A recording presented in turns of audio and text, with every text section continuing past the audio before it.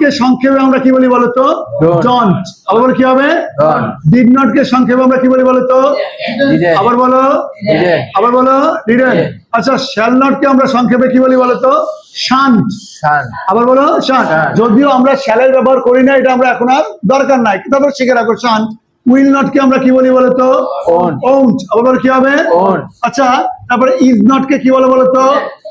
Isn't. আবার কি হবে? ওয়াজ নট কে কি বলে বলতো? ওয়াজন্ট। আবার কি হবে? আবার বলো, ওয়াজন্ট। আচ্ছা, আর নট কে কি বলে বলতো? আন্ট। আবার কি হবে? আর ওয়ার নট কে কি বলে বলতো? আগে বলতো তোমরা আরেন্ট, আগে বলতো ওয়ারেন্ট, কিন্তু এখন বলবো আন্ট আর বলবো কি ওয়ান্ট। আবার কি হবে? আরেকটা জায়গায় আছে আমরা ডাজ নট কে কি বলবো বলতো? ডাজন্ট। আবার কি হবে? আবার বলো, হ্যাভ নট কে আমরা কি বলবো বলতো? হ্যাভেন্ট। আবার কি হবে? আর হ্যাজ নট কে কি বলবো আমরা বলতো? হ্যাজন্ট। আবার কি হবে?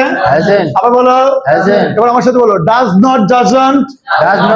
আর যেটা বলো, does not doesn't, do not don't, did not didn't, shall not shan't, will not owned, is not isn't, was not wasn't, are not aren't, were not want,